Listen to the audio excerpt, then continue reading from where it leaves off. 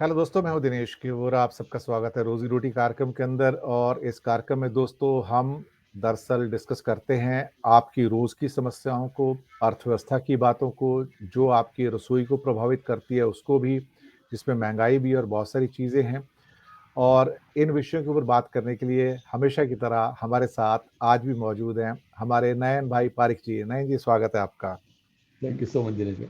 भारत के बड़े अर्थशास्त्री, इकोनॉमिस्ट, स्ट्रेटजिस्ट, मैनेजमेंट गुरु और कई स्टेट गवर्नमेंट्स के इकोनॉमिक एडवाइजर कह सकता हूं।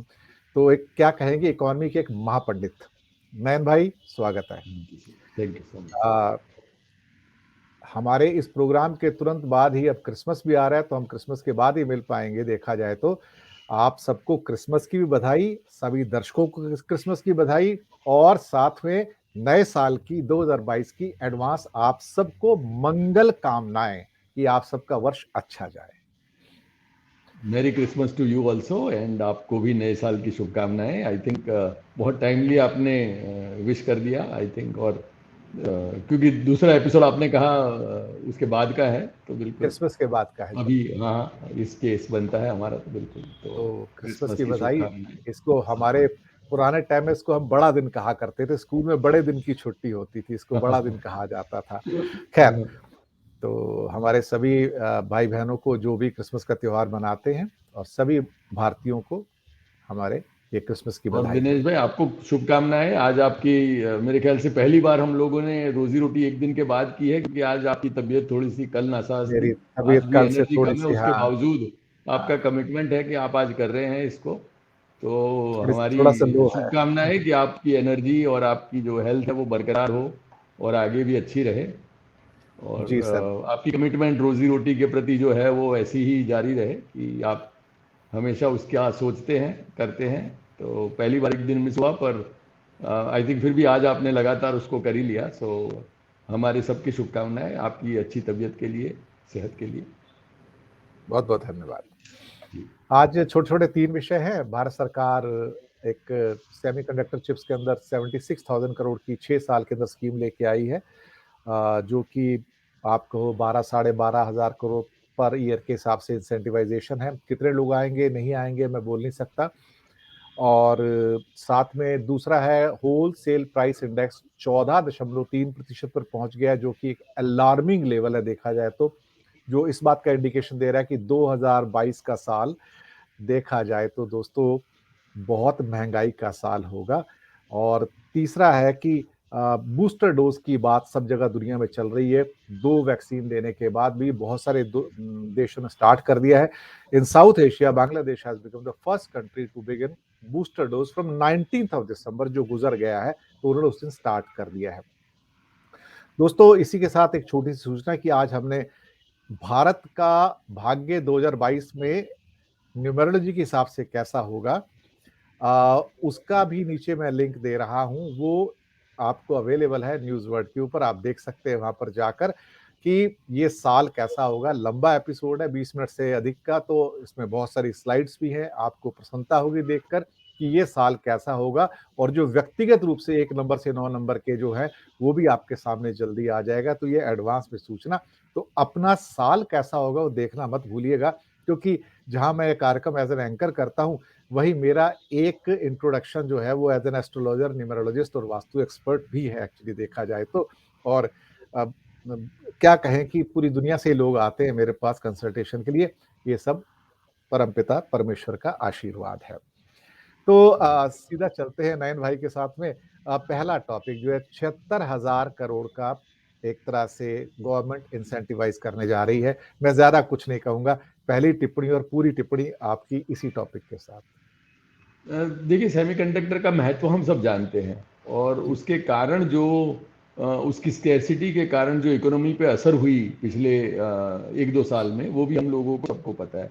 और ये जो कोरोना काल में थोड़ा सा वर्चुअल प्रेजेंस, बाकी की जो इलेक्ट्रॉनिक चीज़ों का प्रेजेंस, जो हमारी उनकी अहमियत बढ़ी, उसके कारण सेमीकंडक्टर चिप का जो स्केर्सिटी हम सबको महसूस हुआ। कोई ना कोई कारण से आपको लगा कि गाड़ियाँ कहीं नहीं मिल रही है, कहीं डिले हो रही है, कहीं वाइट गुड्स में तकलीफ है। तो इस सब की जड़ है सेमीकंडक्टर अवेलेबिलिटी। और वो जो एक एस्पेक्ट है जिसमें कि हमारा देश थोड़ा सा पीछे चल रहा था, उसमें सरकार ने अब ये निर्णय लिया है कि हर साल आपने जैसे कहा 10-12 करोड़ रुपए का इंसेंटिव दे के हम सेमीकंडक्टर यूनिट्स को यहाँ लाएंगे। और उसके कारण अब लाएंगे, आएंगे नहीं आएंगे वो अलग बात है, पर एटलीस्ट एक पहला हमने कदम रखा है। हमने एक रेड कारपेट बिछाई है कि अब जो भी सेमीकंडक्टर वाले यूनिट है वो यहाँ आए। उसके कारण जो एम्प्लॉयमेंट बढ़ेगी उसका भी एक एस्पेक्ट है। और मेरे ख्याल से हमारी इंडस्ट्री है जो, और उसको जो सेमीकंडक्टर यहाँ अवेलेबिलिटी बढ़ेगी चिप्स, उसके कारण जो उनका सप्लाई चेन और उनका जो पोजीशन है वो भी एक थोड़ी सी रोबस्ट बनेगी, और वो खुद एक कॉन्फिडेंटली अपना सप्लाई शेड्यूल अपनी प्रोडक्ट का दे पाएंगे। तो मैं समझ रहा हूँ कि ये एक अच्छा स्टेप है, नेसेसरी स्टेप है। उसके आसपास अब क्या क्या और भी चीजें जरूरी है, क्योंकि कभी कभी क्या पैसे अकेले से नहीं होता है, we need to do so many other things. तो कभी कभी इकोसिस्टम हमने चाहिए, SEZ में इकोसिस्टम चाहिए बस इसका। बस बस बस बस कहीं हमने कॉन्सेप्ट देखे हैं कि हम लोग उसको करने के बावजूद जो ऑब्जेक्टिव था उसको अचीव नहीं कर पा रहे हैं। तो मैं समझ रहा हूँ कि इसमें भी हम लोगों को एक तो इंसेंटिव है, पर बाकी का भी जो उसका पूरा वाइट पेपर है, जो उसका एक प्लान है, जो एक इकोसिस्टम है, वो बनाने की भी जरूरत है। और मैं समझ रहा हूँ कि इसके साथ साथ सरकार वो भी बनाएगी ताकि कोई भी अनसर्टेनिटी सेमीकंडक्टर चिप के कारण हमारी इंडस्ट्री को असरग्रस्त न करे। बिल्कुल आपने सही कहा, और बल्कि आज के ही न्यूज़पेपर में था कि मैंने उसके ऊपर एक एपिसोड किया भी है कि इंटेल जो कि अमेरिका की बहुत बड़ी कंपनी है चिप बनाने की, हालांकि TSMC है, सैमसंग है, 2-3 और कंपनियां भी हैं, करीब 50 से 60% तो जो शेयर होल्डिंग है वो ताइवान की है। लेकिन इंटेल ने अनाउंसमेंट किया है कि $7 बिलियन का इन्वेस्टमेंट वो चिप्स में करने जा रहे हैं मलेशिया के अंदर। इसी साल से 2022 के पहले 3 महीनों में स्टार्ट कर रहे हैं प्रोडक्शन, और मतलब जो फैक्ट्री बनाने का काम स्टार्ट कर रहे हैं, 2024 में प्रोडक्शन स्टार्ट हो जाएगा। तो बहुत सारे कंट्री ऑलरेडी लीड ले चुके हैं हमसे कि इंटेल भी मलेशिया में जा रहा है। मुझे ज़्यादा खुशी होती है अगर इंटेल अगर भारत में आ जाता और कुछ एक यूनिट खोल लेता था, और 2024 यानी कि 2 साल में ऑपरेशनलाइज भी हो जाएगा। दूसरी बात ये है कि एक छोटा-सा प्रश्न था इसके अंदर जो मैं आपसे नयन भाई ज़रूर करना चाहूँगा। TSMC जो दुनिया की सबसे बड़ी प्रोड्यूसर है, उसका जो अनाउंसमेंट है अगले 3 साल के अंदर $300 बिलियन के इन्वेस्टमेंट का इस क्षेत्र में, और वो उसमें बहुत बड़ा इन्वेस्टमेंट उसका अमेरिका में आ रहा है, देख कैलिफोर्निया के अंदर आ रहा है। और अभी लास्ट वीक का अनाउंसमेंट जो खास तौर से सैमसंग का है, जो कि दूसरी सबसे बड़ी कंपनी है दुनिया की, उन्होंने कहा कि अगले कुछ सालों के अंदर हम 451 करोड़ $451 बिलियन इन्वेस्ट करने जा रहे हैं। तो इसमें बहुत बड़ा इन्वेस्टमेंट चाहिए, और यूनाइटेड स्टेट्स ने तो ऑलरेडी रेड कारपेट बिछा के पूरा इकोसिस्टम सब कुछ कर दिया है। तो हम क्या उस किस्म के चैलेंजेस को स्वीकार कर पाएंगे? वो इन्वेस्टमेंट हमारे पास है जो आज मलेशिया कर रहा है, या आपका सैमसंग कर रहा है, या TSMC कर रहा है, जो उनके प्लान्स हैं। तो हमारे प्लान तो उनके सामने बहुत छोटे हैं। तो ये एक शुरुआत मात्र ही कही जाएगी, जिसके रिजल्ट आज से 10 साल बाद आएंगे, मुझे लगता है उससे पहले नहीं आएंगे। इस पर एक छोटा सा कमेंट आपका। मैं समझ रहा हूँ कि आपने जैसे कहा वो ये एक इंडस्ट्री है जो छोटा सा क्लब है। कुछ एक लोग हैं, 4-5 इंडस्ट्रीज है जो कि इस पूरे मार्केट को महद अंश से कंट्रोल करती है और सप्लाई करती है, और उनकी मोर और less oligopoly type of situation जी है। जी जी, तो कार्टलाइजेशन है। मैं समझ रहा हाँ, तो मैं समझ रहा हूँ कि उन लोगों में से किसी एक को इनवाइट करना वो भी हमारे लिए बहुत महत्वपूर्ण होता है। जो जैसे अभी गुजरात में वाइब्रेंट गुजरात का हमारा एक इनिशिएटिव चल रहा है, जिसमें गुजरात सरकार के नुमाइंदे जाके हर जगह से लोगों को बुलाते हैं। मैं समझ रहा हूँ उसमें कोई एक सेमीकंडक्टर चिप के बारे में भी कुछ हम लोग काम करें, और उसमें ये 3-4 जो कंपनीज है उसमें कहीं ना कहीं कोई इंडियंस काम कर रहे होंगे, कोई ना कोई हमारे ऐसे लोग होंगे जो कि इंडिया के सिंपैथाइजर है। उनके जरिए हम फोकस्ड वे से इन 3-4 कंपनीज में से एक को कैसे रेड कारपेट बिछा के ले आए, आई थिंक वो एक बहुत जरूरी है। और वो उस डायरेक्शन पे काम हो तो एक ही स्टेप से हम लोगों का चिप मार्केट में अपना एक बड़ा प्रेजेंस हो जाएगा। जैसे मलेशिया ने, हम तो सिर्फ न्यूज देख रहे हैं कि इस इंटेल को इनवाइट कर लिया, पर इसके पीछे जो उनके एफर्ट रहे होंगे, Malaysia would not be the only country जो इंटेल कंसिडर कर रही थी, पर उन्होंने जो रेड कारपेट बिछाया, उन्होंने जो फाइनली उनको जो भी चाहिए था वो दिया कि हमको आपका प्रेजेंस चाहिए, आपको क्या चाहिए। और जो जो उनको दिया तब जाके फाइनली वो मलेशिया में अपना यूनिट लगाने का निर्णय कर रहे हैं। वैसे ही मैं समझ रहा हूँ कि हम लोगों को एक तो हमारी स्कीम हमने बनाई और एक ओवरऑल एनवायरनमेंट क्रिएट करने की कोशिश की, पर इसके अलावा फोकस तरीके से ये 3-4 बड़ी जो कंपनीज हैं उनको इंडिया लाने के एफर्ट यदि करे तो I think that would pave a good way forward and it would make a good start in India. बिल्कुल, और उसमें एक सबसे जो ज़रूरी चीज़ है, जो भारत में बहुत जगह कमी है, पानी का इस्तेमाल उसमें बहुत ज़्यादा है, ख़ास तौर से सेमीकंडक्टर चिप्स की इंडस्ट्री में। पर आवर के अंदर जो आज ताइवान के अंदर जो कंज़म्पशन है, जो मिनरल वाटर लेवल का वाटर होता है, वो लैक्स ऑफ जो लीटर है पर आवर की कंज़म्पशन है उनकी उसके अंदर। तो भारत में सबसे पहले तो ये देखना ज़रूरी है कि कौन-सा शहर ऐसा होगा, कौन-सी जगह ऐसी होगी, जहाँ आप इतना पानी जो है, वो भी मिनरल वाटर लेवल का पर आवर में प्रोवाइड करवा पाएँ। क्योंकि लाखों लीटर पर आवर प्रोवाइड करना इट्स ए हरक्यूलियन टास्क देखा जाए तो। लोग कहेंगे पानी का क्या काम है इलेक्ट्रॉनिक इंडस्ट्री में, लेकिन ये एक ऐसी इंडस्ट्री जिसमें लाखों लीटर पर आवर चाहिए और उसका जो ग्रेड होता है पानी का वो नॉर्मल वाटर नहीं है, it's a mineral water grade, उसमें एक स्पेशलाइज्ड ग्रेड होता है, उसको किया जाना चाहिए। तो देखते हैं क्या होता है। चलिए दूसरे हिस्से पे आते हैं। महँगाई बहुत बढ़ गई है सर। ये हमारा डब्ल्यूपीआई जो है होलसेल प्राइस इंडेक्स जो है 14.3 पर पहुँच गया है और अभी मैं एक इकोनॉमिक न्यूज़पेपर 2-3 देख रहा था पिछले 2-3 दिनों से, तो उन्होंने कहा कि this will start getting reflected in the retail price now index maybe in 2 months time and don't get shocked if it crosses 8% even जो सीपीआई महँगाई है। सर 14.3 12 साल का रिकॉर्ड टूटा है, बहुत ज़्यादा हो गया सर ये। बिल्कुल आपने कहा है, ये तो एक वैश्विक समस्या है और इंडिया में तो हमारी हालत हम आपको पता ही है। पर अमेरिका में 40 साल के बाद कहीं इन्फ्लेशन जो है वो 8% पहुंचा है, यूके में 5% क्रॉस कर गया है। हुआ ये कि जैसे कोरोना की शुरुआत हुई तो सब देशों ने लिक्विडिटी आसान कर दी। पैसा बहुत अमेरिका दिया। में पैसा छापना शुरू कर दिया, तो अमेरिका ने मेरे ख्याल से पिछले 2 साल में इतनी करेंसी नोट प्रिंट की है जो अब तक उन्होंने जितनी करी है उससे डबल है। जी। तो पूरे टाइम पे अमेरिका ने जो नहीं किया वो 2 साल में इतनी नोट्स अवेलेबल की। इंडिया में भी हम लोगों ने एक इजी लिक्विडिटी पॉलिसी फॉलो की है। तो ये सब और सप्लाई साइड की जो हमारी कंस्ट्रेंट हुई उस सब के कारण महंगाई बढ़ गई और ये जो है वो एक ऐसी समस्या हो गई और हमारे देश के लिए वो और भी तकलीफ देह है, क्योंकि हमारे अगले एपिसोड में हमने देखा था कि इंडिया में 50% लोग ऐसे हैं जो इनकम इनइक्वालिटी के कारण कहीं 150 रुपया पर डे में गुजारा करते हैं, जो महीने का 5,000 से भी कम 4,500 रुपए की आय में अपना गुजारा उनको करना पड़ता। अब उसमें जब महंगाई बढ़ जाए तो 50% of our population will be so hard hit कि वो बिलो पॉवर्टी लाइन ऑलरेडी है, अब और कहाँ नीचे चले जाएंगे। और न्यूट्रिशन और हेल्थ पे इसका क्या असर पड़ेगा, क्योंकि जो WPI बढ़ा है उसमें फूड वगैरह का भी बढ़ा है, जी। ऑयल का भी बढ़ा है, तो ये सब सबका ही मिला है। के जो असर होगा, हाँ, तो ये सब मिला के हमारे रोजी रोटी देखने वाले शायद ऐसे कुछ मित्र भी होंगे जो कि ऐसे ये बिलो 50% वाली पॉपुलेशन में होंगे और इन सबको अपने आप को तैयार रखना पड़ेगा।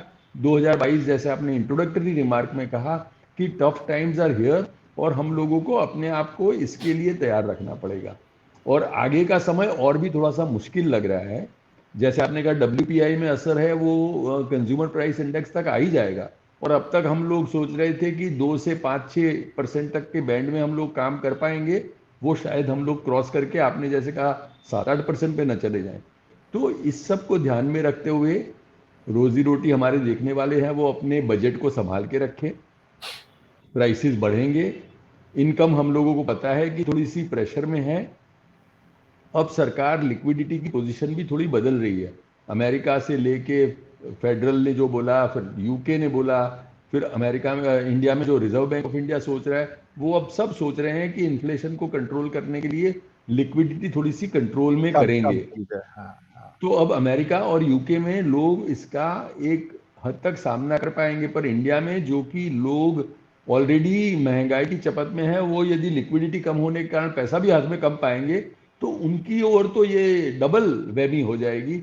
और उस सब परिस्थितियों के लिए तैयार रखें अपने आप को, अपना जो भी है स्ट्रेंथ, अपना जो एरिया है, एक जो आपकी कोर स्ट्रेंथ है उसको बनाए रखिए, आपकी जो नौकरी जो व्यवसाय आप कर रहे हैं उसको एक संभाल के रखिए, और ये टफ टाइम्स भी निकल जाएंगे। पर अब तो हमको अपने आप को ये टफ टाइम्स के लिए तैयार रखना है।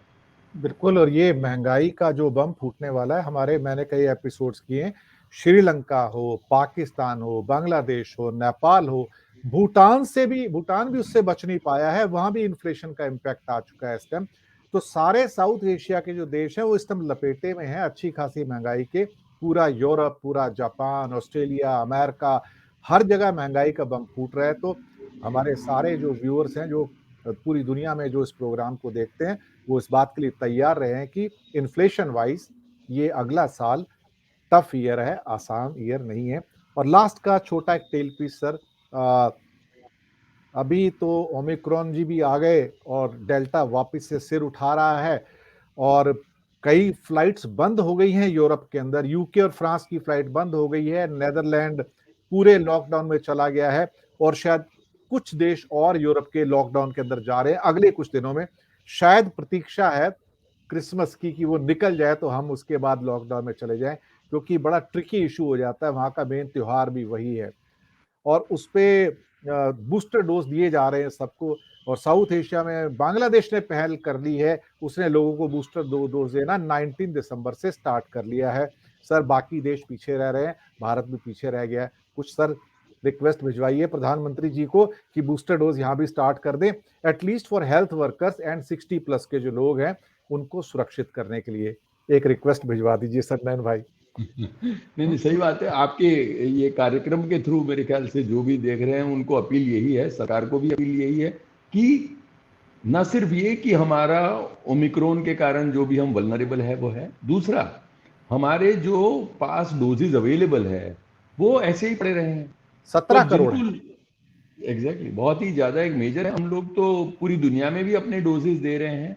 तो इसके साथ मैं समझ रहा हूँ कि एक बूस्टर डोज देने वाली बात में बहुत ज़्यादा सोचने का स्कोप मुझे नहीं दिख रहा है। आपके पास डोजेज अवेलेबल है, आज जिन्होंने 2 डोज ले रखे हैं, जो वल्नरेबल है, जो और लेना चाहते हैं, उनको दे दीजिए ना। अब आप ये कहेंगे कि मैं सबको 2 डोज दे दूं और उसके बाद ही बूस्टर का सोचूंगा, तो कई लोग ऐसे हैं जो कि इस बारे में इतने तैयार नहीं है और उनको कोई ना कोई कारण से डोज नहीं लेने हैं, क्योंकि डोज तो अवेलेबल है। पर आज की तारीख में यदि कोई दूसरा डोज न लेना चाहे या कोई वैक्सीनेशन ही न लेना चाहे, तो उसके कारण मैं और दिनेश भाई जो कि 2 डोज लेके बैठे हैं और आगे कोई वल्नरेबल, स्पेशली मैं गिन रहा हूं कि जो लोग डायबिटिक है, जो लोग ब्लड प्रेशर वाले हैं, जो लोग और कोई ना कोई दवाइयां ले रहे हैं, जो लोग कैंसर की ट्रीटमेंट ले रहे हैं, ये तो सब जो हेल्थ लाइन में फ्रंट लाइन में काम कर रहे हैं, ट्रैवल में है, ये सब वल्नरेबल है। उनके लिए तो एक ये चॉइस देना मेरे ख्याल से बहुत ज़रूरी है। बांग्लादेश ने पहल की तो मेरे ख्याल से अब हमको चौकन्ना हो के इमीडिएटली कर देना चाहिए, उसमें 2-5 दिन की भी क्यों वेट करे। यदि हम लोग कुछ भी ना करें, उससे तो अच्छा है कि एक बूस्टर डोज दे। इसकी एफिकेसी क्या होगी ये वो सब चर्चा का एक स्थान है, पर मैं कह रहा हूं करने की आज जरूरत है, क्योंकि ये इन अ वे नो ब्रेनर है। इन अ वे इसका कोई नुकसान ज्यादा क्या हो सकता है। आपके पास डोजेज पड़े हैं, लेने के लिए लोग तैयार हैं, उनको देना शुरू करे तो it would also have a ripple effect. यदि आज दिनेश भाई ने लिया तो मुझे पूछेंगे कि भाई आपने ले लिया कि नहीं, तो ले लीजिए ना, बोले उसमें नुकसान क्या है, आपने 2 रखे हैं, 2 ले लिए, एक और डोज ले लीजिए, अपने पास पड़े हैं। तो मैं समझ रहा हूँ एज अ कंट्री कोई बात नहीं, कोई आगे निकल गया, आप पीछे है, पर अब तो हम लोग करने लगे। अब कल उठ जाएं और इमीडिएटली चालू करें। इनफैक्ट कुछ एक तो हमारे दोस्त है वो पूछ रहे हैं कि अनऑफिशियली कुछ मिल सकता है डोज, तो मुझे बूस्टर डोज ले लेना है, या मैं बाहर जाके ले आऊं कहीं ना कहीं बूस्टर डोज। अब मेरे ख्याल से जो कोलकाता वाले हैं वो तो बांग्लादेश चले जाके ले ही सकते हैं कि बूस्टर डोज लेके सबको वापस आ जाऊंगा। तो ये सब चीजें और कॉम्बिनेशन शुरू हो उससे पहले मैं समझ रहा हूं कि हम लोगों को यहाँ बूस्टर डोज करने का टाइम है। वी वोंट जी लूज एनीथिंग, और हम लोग कर लें वो अपील हम सबको करते हैं, जो भी सरकार में है, जो निर्णय ले सकते हैं कि प्लीज इसको करिए, और सबको जो भी बूस्टर डोज लेने के उत्सुक है उनके लिए एक द्वार खोलिए। बिल्कुल आपने सही कहा। तो दर्शक मित्रों, ये था आज का रोजी रोटी कार्यक्रम जिसमें हमने 3 पॉइंट्स को कवर किया है। और इस मौके पे जहाँ बूस्टर डोज की हमने बात की, हम आप सबके अच्छे स्वास्थ्य की कामना करते हैं, वो सबसे पहले है, क्योंकि हम ये समझते हैं कि अगर आपका स्वास्थ्य अच्छा है तो आप ज़िंदगी में सब कुछ अच्छा कर सकते हैं। अगर स्वास्थ्य साथ में नहीं देता, हेल्थ अच्छी नहीं है, तो बाकी सारी चीज़ें रुक जाती हैं और इस बात को मैंने भी कल महसूस किया। मेरा खुद का स्वास्थ्य थोड़ा खराब हो गया था, तो मेरे कई एपिसोड जो रिकॉर्डिंग वाले थे, वो रुक गए थे, उनको पोस्टपोन करना पड़ा है। अभी भी खैर उतना फिट नहीं हूँ, लेकिन उम्मीद है कि आप लोगों की दुआओं से अगले 1-2 दिन तक पूरा फिट हो जाऊँगा और क्रिसमस मनाने लायक हो जाऊँगा डेफ़िनिटली। मुंबई में क्रिसमस बड़ी धूमधाम से मनाया जाता है वैसे भी देखा जाए तो। तो दर्शक मित्रों, हमें दीजिएगा आज्ञा और नयन भाई आपका बहुत-बहुत शुक्रिया और एक बार थैंक फिर यू। से दर्शक मित्रों आप सबको क्रिसमस की बधाई, नए साल की बहुत-बहुत मंगल कामनाएँ, शुभकामनाएँ। आपके आने वाला समय शुभ हो, मंगलमय हो, यही हमारी सबकी कामना है। बहुत-बहुत धन्यवाद आप सबका। Thank you sir.